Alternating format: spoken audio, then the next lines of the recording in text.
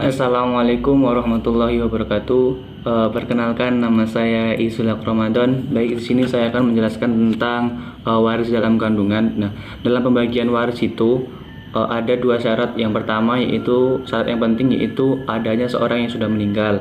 Yang kedua yaitu adanya ahli waris. Nah, di sini ahli waris di sini haruslah benar-benar hidup. Jika dalam kandungan atau bayi dalam kandungan itu adalah bayi yang masih dalam kandungan ibunya, rahim ibunya, namun kita itu tidak mengetahui bagaimana keadaan bayi tersebut. Sedangkan dalam Islam sendiri, bayi yang dalam kandungan itu termasuk ahli waris, artinya dia berhak mendapatkan warisannya.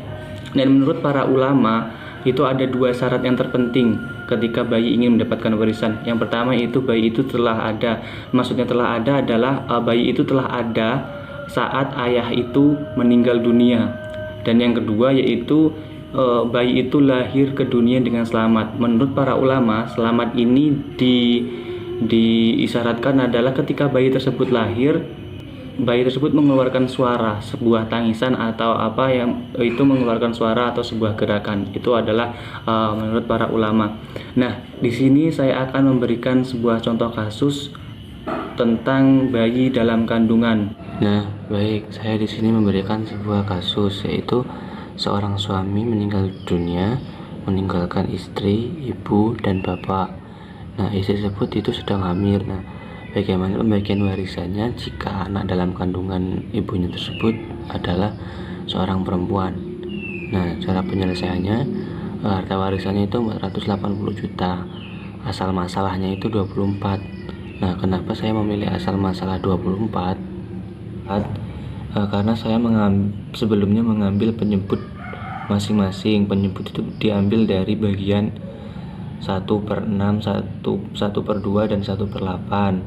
1 itu sebagai pembilang dan 8, 2, 6 itu sebagai penyebut. Nah, kemudian menghitung dengan cara KPK. 8 itu akar faktornya adalah 2 dan 4. Nah, 4 itu masih bisa lagi, yaitu 2 dan 2. Sedangkan 2 yaitu 2 dan 1. Dan 6 itu adalah 2 dan 3.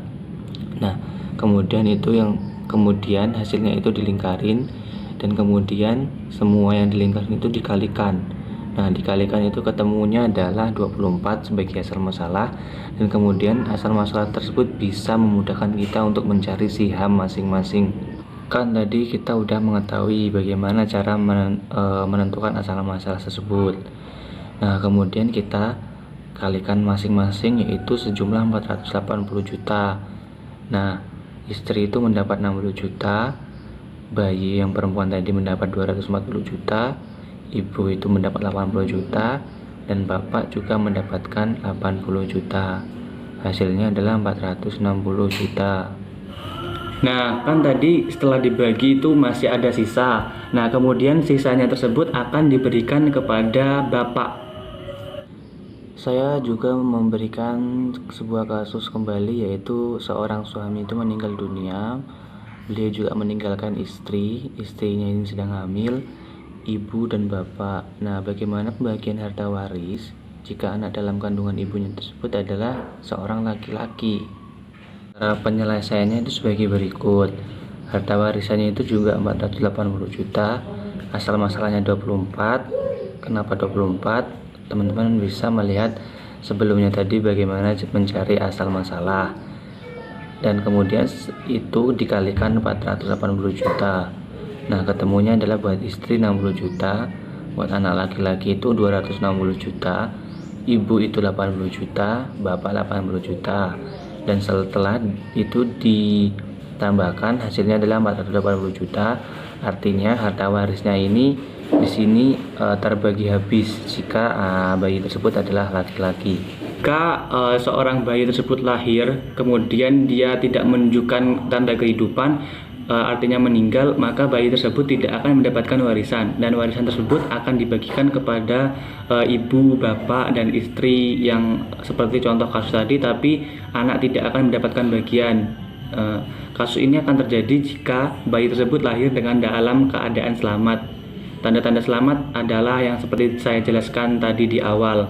Nah, mungkin itu cukup sekian dari saya. Semoga bermanfaat buat teman-teman semuanya. Saya akhiri, wallahul muwaffiq ila aqwamit thoriq. Wassalamualaikum warahmatullahi wabarakatuh.